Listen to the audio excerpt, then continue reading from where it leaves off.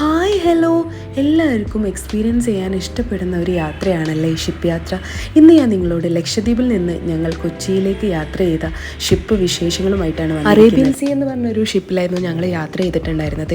എല്ലാവർക്കും അറിയാം, നമുക്കൊക്കെ ഷിപ്പ് യാത്ര എന്ന് പറയുമ്പോൾ ഭയങ്കര ഒരു കൺസേൺ ആണ്. എന്തെങ്കിലും ബുദ്ധിമുട്ടുണ്ടാവോ, അതുപോലെ 15 hours ജേർണി അങ്ങനെയൊക്കെ ആലോചിക്കുമ്പോൾ നമുക്ക് എല്ലാവർക്കും ഒരു ടെൻഷനാണ്. ആക്ച്വലി ഞങ്ങൾക്കും സെയിം ക്വസ്റ്റ്യൻസും കാര്യങ്ങളും ഒക്കെ നമ്മളെ മനസ്സിലുണ്ടായിരുന്നു. പക്ഷെ ഞങ്ങൾ യാത്ര സ്റ്റാർട്ട് ചെയ്തപ്പോൾ സത്യം പറഞ്ഞാൽ ഒരു ട്രെയിനിലുണ്ടാവുന്ന അത്ര പോലും ഇളക്കം നമുക്ക് ഫീൽ ചെയ്തിട്ടുണ്ടായില്ല. ഒരു തരത്തിലുള്ള ബുദ്ധിമുട്ടോ കാര്യങ്ങളോ ഒന്നും ഉണ്ടായിരുന്നില്ല.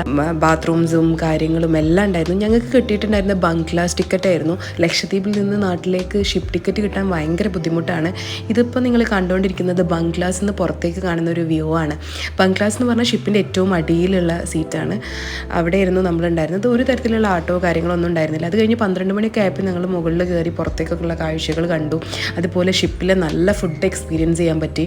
മോർണിംഗിൽ നമുക്കുണ്ടായിരുന്നത് ഗോതമ്പ് ദോശയും ചെറുപയർ കറിയായിരുന്നു. അതുപോലെ ഉച്ചയ്ക്ക് നല്ല അടിപൊളി ഫിഷ് ബിരിയാണി. ടിക്കറ്റ് കിട്ടാൻ ഭയങ്കര ബുദ്ധിമുട്ടാണ്. നമ്മളെ ട്രാവൽ ഏജൻസി നമുക്കത് ശരിയാക്കി തരുമായിരുന്നു. കുറേ പേര് നമ്മൾ കോൺടാക്ട് ചെയ്തതിന് ശേഷമാണ് നമ്മൾ നമ്മുടെ ട്രാവൽ ഏജൻസി മതി എന്നുള്ള രീതിയിൽ നമ്മൾ എത്തിയത്. പിന്നെ നമ്മൾ കണ്ട ഒരു കാഴ്ചയായിരുന്നു, ഗുജറാത്തിൽ നിന്ന് വരുന്ന ഒരു ചരക്ക് കൊണ്ടുപോകുന്ന കപ്പലായിരുന്നു.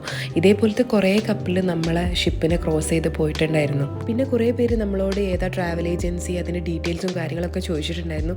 അതിന് സെപ്പറേറ്റ് ആയിട്ട് തന്നെ ഞാനൊരു വീഡിയോ ചെയ്യാം. അങ്ങനെ ഞങ്ങൾ നീണ്ട 15 മണിക്കൂർ യാത്രയ്ക്ക് ശേഷം ഫോർട്ട് കൊച്ചിയിലെത്തി.